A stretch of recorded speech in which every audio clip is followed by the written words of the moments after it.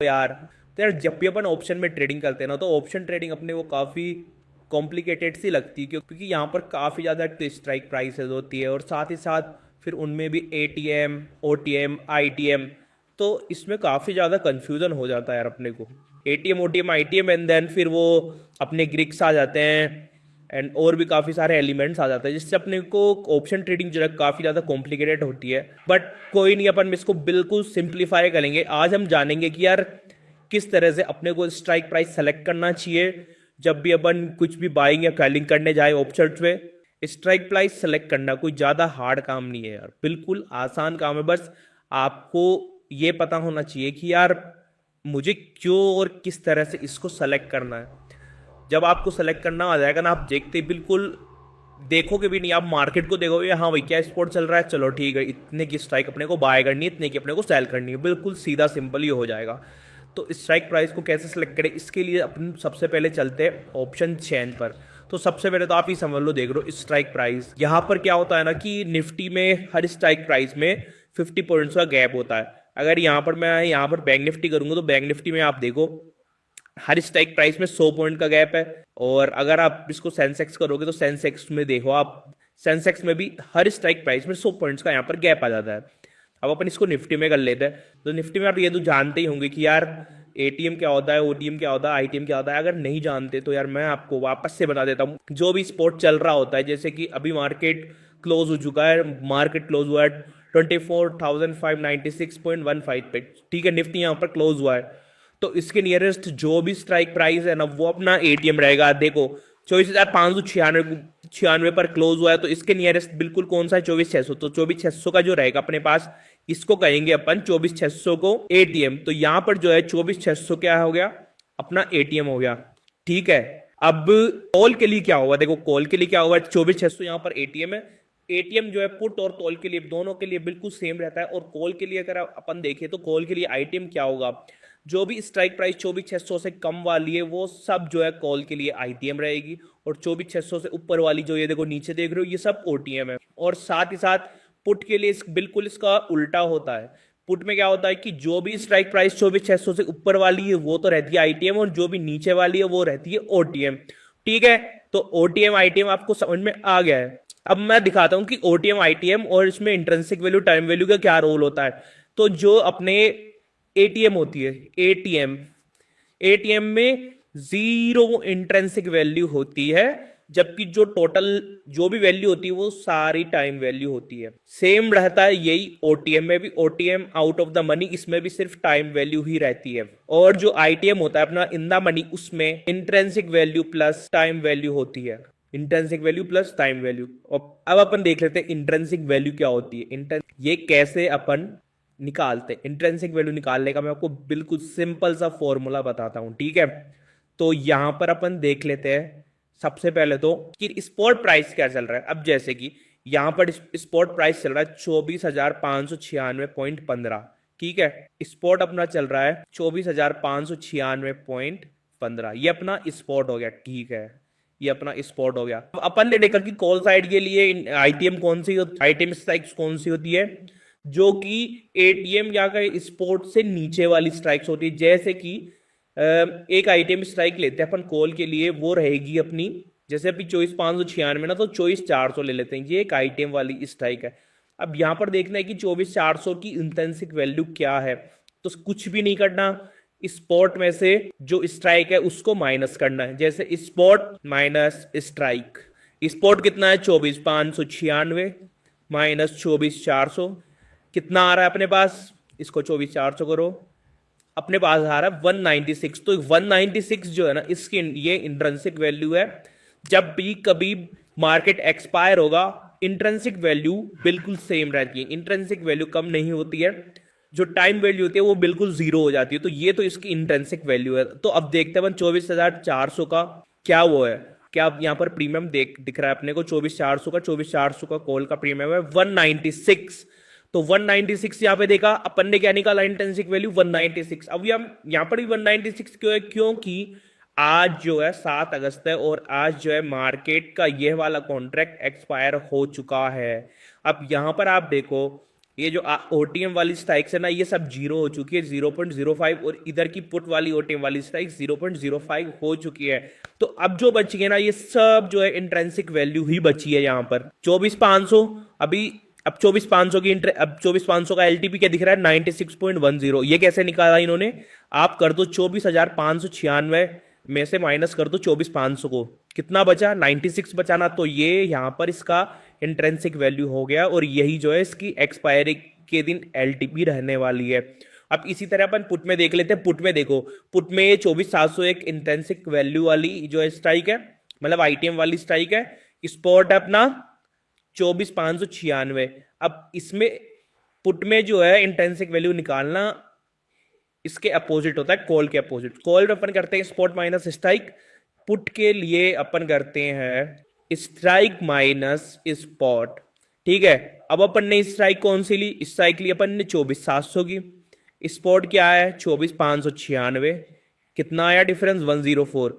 तो 24,700 का जो एलडीबी अभी होना चाहिए वो होना चाहिए 104। देखते हैं कितना है, ये देखो 103.90, मतलब 104 ही इसका एलटीपी है यहाँ पर।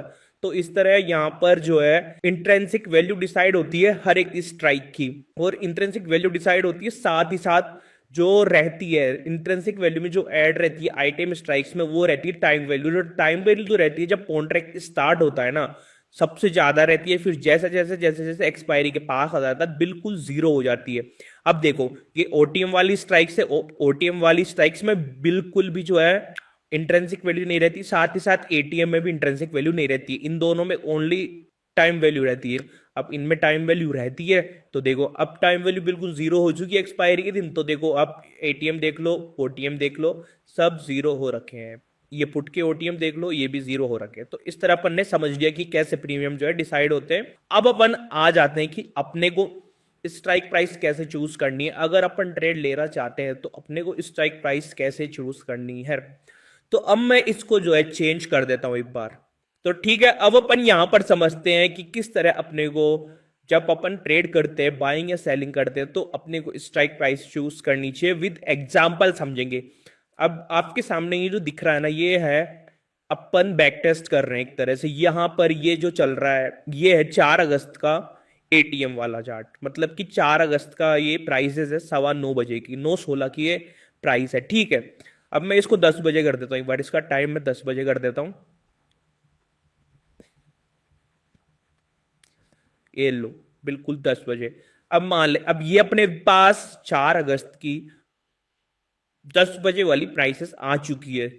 वो कॉन्ट्रैक्ट जो 7 अगस्त को एक्सपायर होगा, मतलब कि ये जो आज हो चुका है, ये वाला देखो, ये वाला जो कॉन्ट्रैक्ट है इसके 4 अगस्त का बैक टेस्ट के लिए डेटा आ चुका है अपने पास। तो ठीक है, अब मैं अपन देखते हैं क्या होगा। देखो यहां पर आपको लग रहा है, चलो यार मार्केट जो है ना, यार मेरे को लग रहा है कि मार्केट अब ऊपर जाएगा। देखो उस दिन क्या चल रहा था, एटीएम क्या चल रहा था, 24,600 चल रहा था एक एटीएम। ठीक है, 4 अगस्त को 10 बजे 24,600 चल रहा था एटीएम। ये अपना एटीएम वाला प्राइस था। अब इसकी प्राइस देख लो, कॉल की है 152 और पुट की है 128। ठीक है, अब यहां पर किसी को लग रहा है यार मार्केट जो है ना 24,800 तक जा सकता है, कि मुझे लग रहा है यार मार्केट जो है 24,800 तक जा सकता है। अभी एटीएम क्या चल रहा है,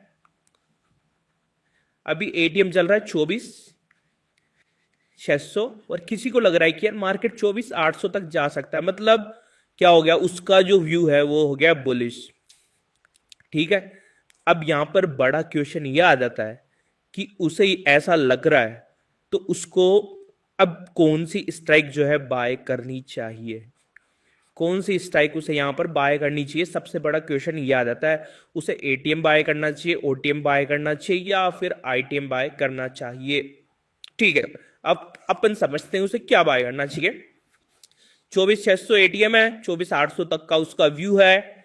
तो यहां पर वापस आ जाते हैं। अब देखो जो इधर वाली ऊपर वाली प्राइस है ना, ये सब इंदा मनी वाली है कॉल के लिए, और नीचे वाली ओटीएम है कॉल के लिए। ठीक है, अब अगर वो यहां पर इंदा मनी बाय कर लेता है, कोई इंदा मनी वाली मान लेता है 24,500 उसने बाय कर लिया, उस टाइम पर उसने क्या किया 24,500 जो है बाय कर लिया। अब 24,500 उसने बाय कर लिया उस टाइम पर, ठीक है, उस टाइम पर उसने बाय कर लिया 24,500 के लिए। उसका जो प्रीमियम रहेगा उस टाइम था 213.20। उसने उस टाइम पर 213 रुपये वहां पर पे किए। अब अपन उस टाइम पर जो 24,500 की इंट्रिंसिक वैल्यू थी वो निकाल लेंगे, 24,600 माइनस 24,500। नहीं, यहाँ पर अपन स्पोर्ट में से घटाएंगे। स्पोर्ट था उस टाइम 24,608, ठीक है, 24,608 माइनस 24,500। तो यहाँ पर जो 24,500 की कॉल थी, 24,500 की जो यहाँ पर कॉल रहेगी, उसकी इंट्रेंसिक वैल्यू क्या आ गई अपने पास? 108, 108 रुपये अपने पास उसकी इंट्रेंसिक वैल्यू आ चुकी, क्योंकि स्पोर्ट था 24,608, स्ट्राइक थी 24,500, तो 24,605 में 24,608 में से अपन ने 24,500 को माइनस किया, अपने पास 108 आया। ये तो हो गया इसकी इंट्रेंसिक वैल्यू, ठीक है, ये इस टाइम्स की इंट्रेंसिक वैल्यू थी। और बाकी जो प्रीमियम था ना वो था टाइम वैल्यू। तो ये देखो 213 है और अपने पास इंट्रेंसिक वैल्यू है 108 की, तो यहां पर लगभग 105 रुपए का यहां पर जो है टाइम वैल्यू था, 105 रुपए का यहां पर टाइम वैल्यू था। अब ठीक है, अगर वो यहां पर 24,500 को बाय कर लेता है और आज देखो आज एक्सपायरी हो जाती है, तो 24,500 का तुम देखो क्या रहेगा। ये देखो 24,500 कितने पर एक्सपायर हुआ है? 96 पर, ठीक है, 24,500 कितने पर एक्सपायर हुआ है? 96 पर आज जाकर वो एक्सपायर हुआ है, ये देखो, ठीक है। अब इस कंडीशन में तो उसे लॉस हुआ है ना, देखो, क्योंकि उसने किया था 213 में बाय किया था, उसको 96 पर आज क्लोज करना पड़ गया। अब लॉस क्यों हो गया? क्योंकि मार्केट गया ही नहीं 24,800 तक। 24,800 तक मार्केट चला जाता तो आप देखो उसको कितने का प्रॉफिट होता। अब अपन यहाँ पे प्रॉफिट भी कैलकुलेट कर सकते हैं कि अगर 24,800 तक मार्केट चला जाता तो क्या हो जाता। तो अगर देखो 24,800 तक मार्केट चला जाता ना, उसने कितने का बाय किया था? 24,500 का। अगर 24,800 तक मार्केट चला जाता तो 300 रुपए तो यहाँ पे उसकी इंट्रेंसिक वैल्यू ही बन जाती। आज 24,800 में मार्केट क्लोज होने पर उसको 300 रुपए तो आईटीएम के मिल जाते, सॉरी इंट्रेंसिक वैल्यू मिल जाती। तो अब उसने 213 में खरीदा था, अगर वो 300 पे जो है वो करवाता एक्सपायर, तो उसे 87 रुपए का यहाँ पर जो है प्रॉफिट हो जाता, ठीक है। बट मार्केट गया नहीं, इसलिए उसे यहाँ पर लॉस लेना पड़ गया। बट फिर भी उसका जो प्रीमियम है पूरी तरह जीरो नहीं हुआ। इसलिए जीरो नहीं हुआ क्योंकि उसने आईटीएम को बाय कर रखा था, और आईटीएम यहाँ पर जो रुका, उसका जो स्ट्राइक थी उसकी जो लास्ट वैल्यू रही वो रही 96। अब वो 96 इसलिए रही क्योंकि मार्केट जो है 24,596 पर जो है क्लोज हुआ है, इसलिए आईटीएम जो इंट्रेंसिक वैल्यू है ना, देखो वो बदल सकती है। अगर मार्केट थोड़ा चेंज हो जाता है ना, तो स्ट्राइक की इंट्रेंसिक वैल्यू बदल जाती है। क्यों? क्योंकि अपन यहाँ पर जो है इस स्पॉट में से स्ट्राइक को माइनस करवाते हैं, इसलिए, ठीक है, इसलिए वो बच गया। अगर इसी जगह यार उसने ओटीएम का कुछ बाय कर लिया होता ना, ओटीएम बाय कर लेता, अगर मान लो वो 24,700 बाय कर लेता उस टाइम पर, 4 तारीख को वो 24,700 बाय कर लेता, 24,700 का प्राइस था 4 तारीख को 105 रुपए, ठीक है। अगर वो उस दिन वो बाय कर लेता और आज के दिन, अब देखो आज कितना प्राइस रहा, 0.05, मतलब जीरो हो चुका है, पूरे 105 रुपए उसके प्रीमियम के चले जाते। तो ये फायदा होता है जब अपन आईटीएम को बाय करते हैं ना। तो आईटीएम को बाय करने का फायदा ये होता है कि अगर मान लेते हैं मार्केट जो है आपकी डायरेक्शन में नहीं जाकर अगर वो साइडवेज हो जाता है, या फिर जो स्पोर्ट था या फिर जो एटीएम था उसी पर जो है एक्सपायर हो जाता है ना, तो आपकी इंट्रेंसिक वैल्यू जो है ना वो तो बची रहती है, आपको इंट्रेंसिक वैल्यू तो मिल ही जाती है। और अगर इसी जगह आप ओटीएम बाय कर लो ना, तो मार्केट जहां पर क्लोज होगा ना, फिर आपका पूरा प्रीमियम ऐसे कैसे चला जाता है।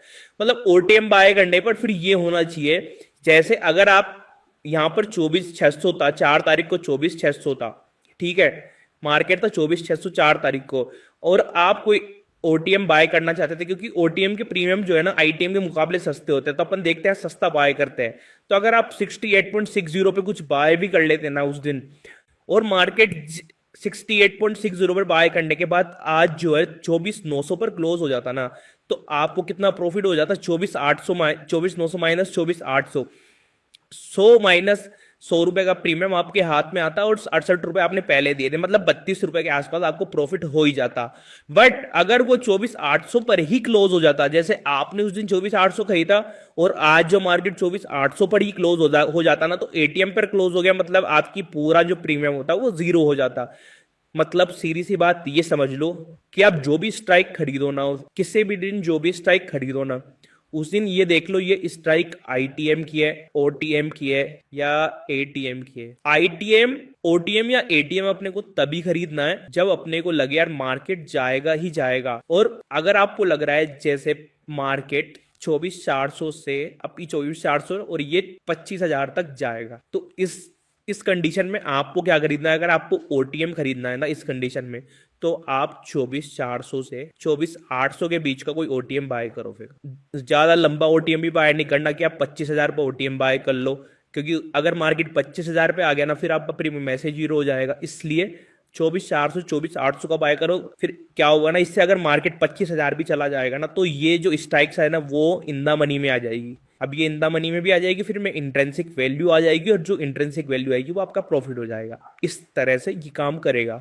ठीक है। और अगर आपको नहीं लग रहा ना यार मार्केट नहीं जाएगा कहीं भी, मार्केट मतलब आप क्लियर नहीं हो ना, तो सीधी सी बात है यार वहां पर जो है ना फिर आप या तो ट्रेड मत करो, या फिर आप जो है प्रेफरेंस दो आईटीएम को।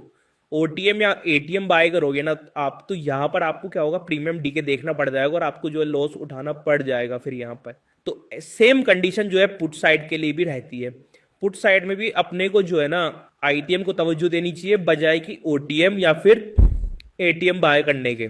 ओटीएम या एटीएम तभी बाय करो जब शार्प मूवमेंट का अच्छा खासा एक्सपेक्टेशन हो कि यार मूवमेंट आएगा ही आएगा, डेफिनेटली आएगा, देन बाय करो। क्योंकि अगर आप बाय कर लोगे ओटीएम या फिर एटीएम, अगर आप बाय कर लोगे ओटीएम या एटीएम, देन आपको प्रीमियम डीके यहाँ पर झेलना ही पड़ेगा, ठीक है। ये हो गया अपना बुलिश व्यू। अगर अपना व्यू जो है बियरिश रहता है, बियरिश में क्या होगा ना कि देखो आपका अगर बियरिश व्यू रहता है ना, तो बियरिश व्यू में सीधी सी चीज है, आपको ज्यादा कुछ नहीं करना है, आपको यहाँ पर सेलिंग करनी रहती है। मतलब कि आप सेल करना चाहते हो। यहाँ पर मैंने बुलिश देखा है, बुलिश के लिए बुलिश का मतलब मेरा मतलब ये है कि पुट और कॉल दोनों बाय। मतलब जो बायर है मैंने उनके लिए बताया है पहला वाला कि उनको जो है बायर को हमेशा आईटीएम ही बाय करनी चाहिए, ओटीएम या एटीएम पर जब कंडीशंस बहुत ज्यादा क्लियर हो तभी जाना चाहिए। अब अपन बात कर रहे हैं अपन सेलर्स की सेलर्स को क्या करना चाहिए। तो ऑब्वियस सी बात है, सेलर किस तरह कमाएगा? जब प्रीमियम पूरी तरह डीके हो जाएगा सेलर तभी तो कमाएगा। अब मान लेते सेलर कोई आईटीएम को सेल कर देता है, तो यार वो अच्छे से नहीं कमा पाएगा ना। क्यों? क्योंकि आईटीएम तो कभी पूरा एक्सपायर होगा ही नहीं ना, आईटीएम में तो इंट्रिंसिक वैल्यू रह ही जाएगी, तो वो इतना नहीं कमा पाएगा। जैसे कि मान लेते हैं किसी ने, कोई सेलर है, ठीक है, अब उसने क्या किया उस दिन, ये वाली जो आईटीएम की स्ट्राइक है, अब अपन पुट साइड का चलो एक एग्जांपल लेते हैं, सेलिंग के लिए पुट साइड का एग्जांपल लेंगे। अब उसने क्या किया कि जो आईटीएम की पुट है ना 24,750 की पुट को सेल कर दिया है उसने, मतलब 211.20 का जो है उसने प्रीमियम जो है सेल कर दिया, ठीक है। अब उसने आईटीएम का प्रीमियम सेल कर दिया। अब देखो आज अगर वो एक्सपायर करवाता 24,700 की पुट को, तो उसका प्राइस कितना होता? 24,700 की पुट का 153 रुपए आ रहा है, ठीक है। 153 रुपए आ रहा है, 211 पे उसने जो है उसको शॉर्ट किया था, तो उसका कितना प्रॉफिट बन रहा है अभी? 47 और 58 का उसका प्रॉफिट बन रहा है, ठीक है। अगर वो इसी जगह किसी ओटीएम को सेल कर देता, जैसे 24,500 की पुट को सेल कर देता 89.50, जो 89.50 है, इसको सेल कर देता, इस प्रीमियम को अगर वो सेल करता ना, तो आज उसको कितना प्रॉफिट हो जाता? 24,500 का देखो क्या प्राइस आ रहा है, 24,500 की पुट का कितना प्राइस आ रहा है? 0.05। मतलब कि जो 89 रुपए थे ना वो पूरे उसकी जेब में आ जाते। आईटीएम में उसने कितने कमाए? 58 रुपए। अगर वो ओटीएम शॉर्ट कर देता तो वो कमा लेता सीधे 89 रुपए, मतलब 90 रुपए कमा लेता लगभग। तो ये होता, अगर आप सेल कर रहे हो तो ओटीएम को सेल करो, एटीएम को सेल कर लो, ओटीएम को सेल कर लो, बट आईटीएम को नहीं। आईटीएम में इंट्रिंसिक वैल्यू हमेशा रह ही जाती है, ठीक है। तो ये हो जाता है अपना व्यू। जब अपन बुलिश रहते हैं तो अपने को जो है प्रेफरेंस जो हमेशा आईटीएम को देनी चाहिए। ओटीएम और एटीएम के लिए जब मार्केट पूरी तरह बुलिश है, जब दिख रहा है भाई हाँ भाई अच्छा चल रहा है, बजट वगैरह आया हुआ है, भाग रहा है मार्केट, देन बाय कर लो, कोई दिक्कत नहीं है। और जो सेल करना चाहते तो सेल के लिए हमेशा ओटीएम को प्रेफरेंस दो, ठीक है। तो आगे से आप जब भी ट्रेड करो तो इन स्ट्राइक्स का जो है हमेशा ध्यान रखो। अब मैं आगे आपको इस वीडियो में और भी कुछ इंटरेस्टिंग चीजें बताने वाला हूं, बट उससे पहले ये ध्यान रख ले कि अगर आप ऑप्शंस में ट्रेडिंग कर रहे हैं तो हमेशा जो है धन ऐप को प्रेफरेंस दे दे। वो धन ऐप अपने डिस्क्रिप्शन में जो इसका लिंक दिया गया है धन ऐप से, आप इसको डीमैट अकाउंट जो है बना सकते हैं धन ऐप में, और ऑप्शन में अच्छे से बाइंग सेलिंग कर सकते हैं। साथ ही साथ अगर आप क्रिप्टो या फॉरेक्स कर रहे हैं तो उसके लिए भी डेल्टा एक्सचेंज हो गया, वो स्पेसिफिकली क्रिप्टो के लिए, और एक्सएम और बिंगेक्स हो गया, वो हो गया अपने फॉरेक्स के लिए। और साथ ही साथ अपने टेलीग्राम चैनल को भी आप ज्वाइन कर सकते हैं, जिसका लिंक जो है डिस्क्रिप्शन में दिया गया है। ओके, अब आ जाते हैं अपन वापस से ऑप्शन चेन पर। तो मुझे लग रहा है कि यार जो मैंने बताया ना वो एक तरह से क्लियर हो चुका होगा सबको कि किस तरह से जो है प्रीमियम डीके होता है और किस तरह से अपने को कुछ स्ट्राइक्स को बाय या सेल करना चाहिए, क्योंकि किस कंडीशन में। अब देखो मैं बताता हूँ, देखो क्या होगा। देखो बहुत बार ऐसा होता है ना कि अपन देखते हैं यार इसका प्रीमियम चल रहा है 20 रुपए 10 रुपए, इतनी प्रीमियम पर चल रहा है ना, तो अपना एक आता है यार इसको बाय कर ही लेते हैं, चलो कोई दिक्कत नहीं बाय कर लेते हैं। फिर आपने बहुत से किस्से भी सुने होंगे यार उसने 10 रुपए का प्रीमियम चला गया 150 रुपए 200 रुपए, तो वो किस कंडीशन, वो कौन सी कंडीशंस होती है। देखो वो जो कंडीशंस होती है ना वो हर बार नहीं आती है मार्केट में, वो मोमेंट्स आते हैं बहुत ही रेयर। रेयर चांसेस कब बनते हैं, जब कुछ तगड़ा हो रहा होता है इंडिया में, मतलब कि जैसे कि मान लेते हैं बजट आ रहा होता है या फिर कुछ युद्ध वगैरह छिड़ जाता है, इस तरह की जो एक्सट्रीम सिचुएशंस आती है ना, तब उस तरह के जो है मूवमेंट तब उस तरह के मूवमेंट जो है मार्केट में अपने को देखने को मिलते हैं। तो कई बार अपन क्या करते हैं ना कि हर बार अपन ये देख लेते हैं यार सस्ता क्या मिल रहा है, हमेशा सस्ते को उठाने की सोच लेते हैं कि जो भी सस्ता दिख रहा है उसको बाय कर लो। यार ऐसा नहीं करना चाहिए, क्योंकि क्या होगा ना, चलो आप सस्ता देखकर उसको बाय, आप सोचते हो कि यार क्या ही जाएगा, बट यार उसमें ये हो जाता है ना कि आप एक तो अपनी ट्रेडिंग साइकोलॉजी खराब कर लेते हो, और फिर क्या होता है ना, चलो आपको पता है कि यार वो नहीं जा पाएगा और वो डीके भी हो जाता है, मतलब वो लॉस में भी चल जाता है, फिर लॉस देते हो साथ ही साथ उसके बाद ब्रोकरेज का भी लॉस दे देते हो। तो इसलिए क्या होता है ना यार, इसलिए अपने को ये ध्यान रखना बहुत जरूरी है कि आईटीएम ओटीएम केटीएम है क्या, कब अपने को आईटीएम बाय करनी है, कब अपने को ओटीएम सेल करनी है, या फिर कब अपने को ओटीएम बाय करनी है और कब अपने को आईटीएम सेल करनी है। तो ये इस तरह की कुछ सिचुएशंस रहती है जिसके बारे में आपको ध्यान रखना ही पड़ेगा। और हमेशा जो है स्ट्राइक्स जो है चार्ट पर देखो, स्पॉट देखो कितना चल रहा है, देन फटाफट इतनी प्रैक्टिस कर लो कि आपको दिमाग में कैलकुलेट हो जाए कि हाँ ये आईटीएम है, ये ओटीएम है, ये एटीएम है, एंड देन मेरे को इसको बाय है, इसको सेल करना है। तो इस तरह से आपको पूरी अच्छे से प्रैक्टिस होनी चाहिए, देन आप जो है ऑप्शन ट्रेडिंग शानदार तरीके से कर सकते हो। तो आज के लिए यार कितना ही, और बाकी अपन मिलते हैं नेक्स्ट वीडियो में। तो बेस्ट ऑफ लक, और वीडियो को लाइक कर देना और चैनल को सब्सक्राइब कर देना भाई।